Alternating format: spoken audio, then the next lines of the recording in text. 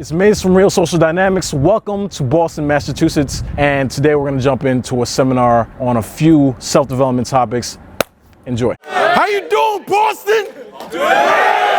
How you doing? Come on, that's all y'all got. How y'all doing? Are y'all ready? All right, dope. It is so key for you to surround yourself with people that actually want to better themselves. If you don't, that's half the game right there. With anything that you do, you have to surround yourself with people that are ready to take that next step. You are your environment, 100%. It's not that you're just kind of like them. You're not the sum of the people that you surround yourself with. You are them, period. You sync up with them on a biological level. And that's not even a joke. I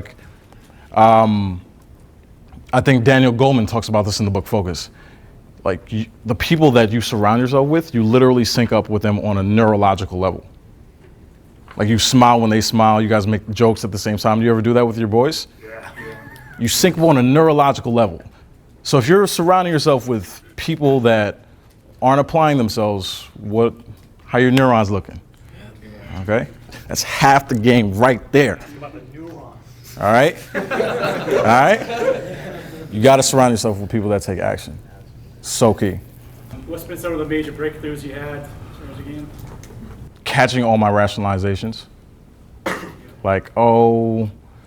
And that's it's not, what you have to do is apply the principles that you're learning in any field. Whether it's pickup, whether it's engineering, whether it's music, architecture, apply the principles across the board to whatever you're doing in your life. That's key. And that's why I said that. It's catching my rationalizations with anything that I'm doing. I don't want to get to the gym because this, that, and the other. Catching all those, knowing what are the 50 rationalizations that I'm going to make, and then beating them, bit by bit, baby stepping, and catching all those, and making sure I get done what I need to get done to take that next step. That is so key. We're really stupid. We're really stupid. The amount of rationalizations that we have, just think about it this way. You guys have a wealth of information and knowledge in your heads. If you applied it every day, day in and day out, you wouldn't be here. What's up? What are some things you learned when you face adversity? And what are some things you could do to go through adversity when you're faced with a challenge and you have to go through that to go to your next goal? Can you guys hear him? In the back? Barely. Can you speak up? Yes. Engage the group. When you're faced with adversity, what are some things you could do? It's 0.03% better. It's still improvement.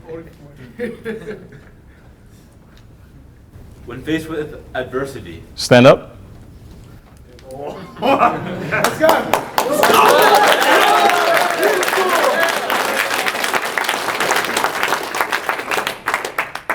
When faced with adversity, what are some things you could do to bring yourself? Don't worry about me. Engage the entire group. We're here together making this moment. Engage the group. It's not just me. When you're faced with adversity, what are some things you could do to help yourself feel better in that moment and have faith that in the end it will all work out? It's not about necessarily feeling good in the moment. So you got to let go of that attachment in and of itself. It's not about feeling good. What is the goal? And then either you can be joyful in the moment or just accepting the moment for what it is. It doesn't need to be a certain thing. What is it and what is the goal and how do you get there? That's it. You got to be aware of who you are and what you want. Period. It's not about feeling good. There's going to be a lot of points in your life where you don't feel good about what you're doing. And that still happens to Owen, me, all the instructors. We know what we want. Definitely not always pleasant. A lot of times it's not pleasant, but we're aware of who we are as people, what our boundaries are as men, and then what we want. Does that make sense? Yeah. Thank you. Remember that. Engage the group. Engage the room. It's super key for you. Sit up, man. What you slouching for, bro? All right? Dope. How do you balance these two things? You dive in, set the goal, let the goal consume you, become obsessed to get it achieved or whatever, and enjoy it while it's going. All right. Have your values.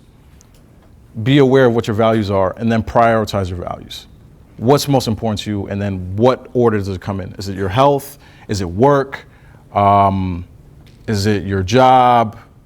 Is it your girlfriend? Like, what are the priorities? Prioritize them, and then you know what steps to take. And then you're not confused. It's not a gray area.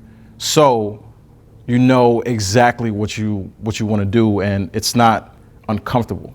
I feel like people aren't aware of what they want to do, so then it becomes shackles, and you feel like things need to be a certain way, you need to act a certain way, and then it starts to shackle you.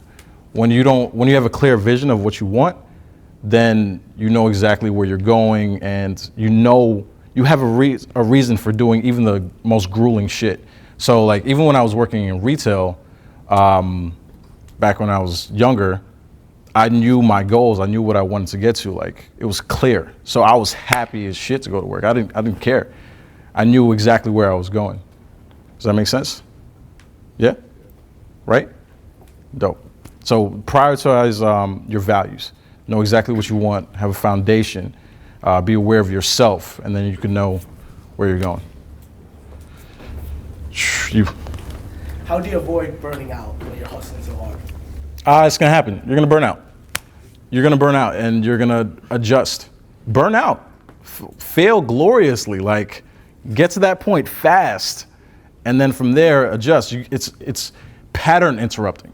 You know exactly where you failed. You have a feel for the playing field, and then you're like, okay, I fucked up here. This is where I can improve, et cetera, et cetera. You're gonna burn out. It's totally fine. And then you'll have a better sense of how to balance your life out. What habits would you say that we should develop going on forward to help us out, like reaching our goals? There's general ones, but it really depends on you and what the structure of your life is right now, what your goals are. But I would say, like, for my first couple of priorities, it's like you need to have your health on point. So eat healthy, meditate daily. And then whatever your passion is, make sure you put in at least an hour of that a day, or whatever it is. So like those three things, because from that point you feel like you're actually progressing. If you don't do those things, then you don't feel like you're progressing. But again, that's my priorities. That's my values. So you have to understand who you are, understand what your values are, and not just the ones that were given to you in your life. Actually actively choose them, actively choose what your goals are and where you want to go, and then you could make a logical progression. Good? Yep. So you talked about catching your rationalizations. Mm-hmm. It's like, how do you stay cognizant in the moment to be able to do that consistently? You got to ask yourself questions like I'm always asking myself, what is my state of being? What do I feel in my body? That is the only way I've seen myself build meta level awareness. And then the people you're around, those two things. You got to surround yourself with people that are keeping you on your toes, asking you, like, what do you really want? Where do you want to go? Those types of questions. Seeing what they're doing, if they're taking action, then you automatically question what you're doing. But it comes down to questions. Always questioning what you're doing. Like, what am I feeling right now? And it brings you back to the present. And through that, it builds like neurological pathways that keep you more present and even keel. Go ahead. Have you ever, I'm pretty sure like we all at some point have felt this way, but like You know how when you're in that state where you're telling yourself, am I good enough? Should I do this? Am I really good enough to be doing this? Can I approach her? Fuck that question, bro. Fuck that question. Oh my God. And that comes back to asking yourself those right questions. What is my state of being? The only thing you should be asking yourself is, what can I learn from what just transpired? And where is the win? Those two things, that's it. It's not how do I look, maybe what could I have done better, i.e. the lesson, and then what is the win? Stack your wins. What have you learned? Those are both wins. What are the wins? That's it. It's not how do I look. That question will never serve you. Never. Okay? Fuck that question. It's retarded. It's retarded. Oh my God. My boy. How you doing? He just took boot camp over in Chicago. Congrats to this, man. So Owen talks about how his process helps him get over limiting beliefs. And I'm wondering what your process is, if you have rules that you follow, week to week, even where you're at right now. Got it. It goes back to like what I just said, actually. It's fuck the question, how do I look? And then stacking my wins. It's pushing myself into an active flow state. That's how, like, when you're in a flow state, it pattern breaks.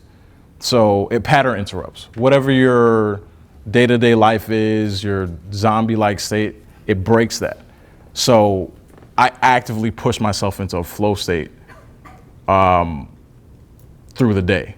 So I'll wake up even saying, I want to be the light in the room. I want this, I want that, I want that. And then I'll actively work through that through the day.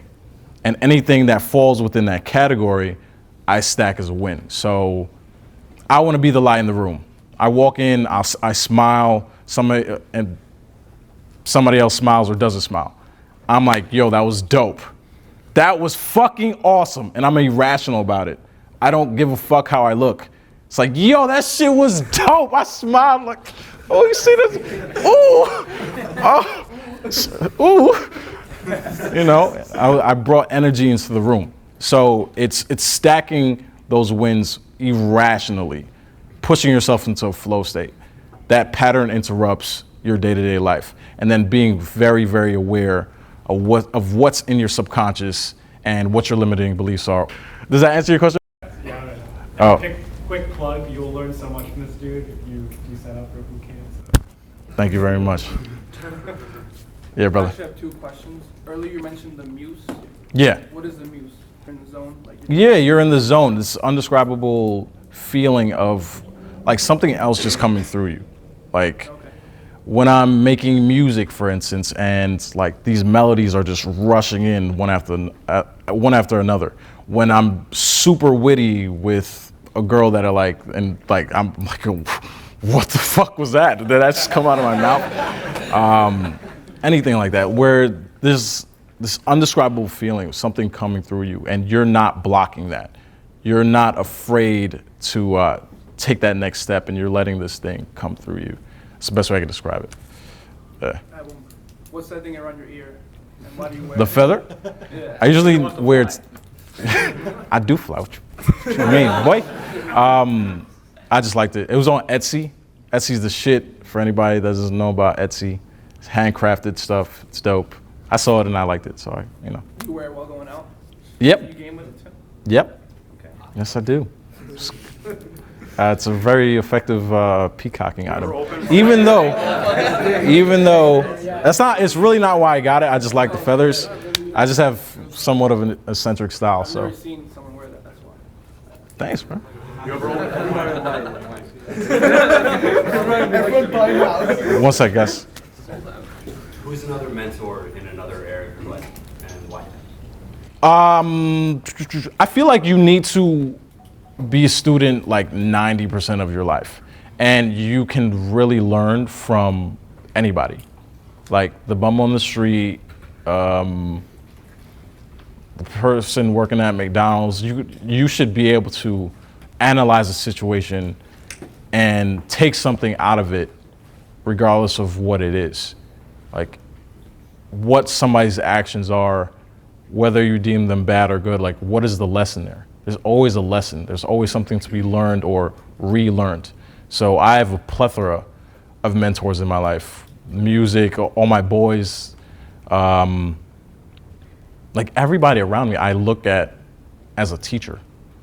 And I put on the teaching hat sometimes, but like it's only sometimes. Like I could be talking to you outside and you giving me information, I'll look at you as a mentor.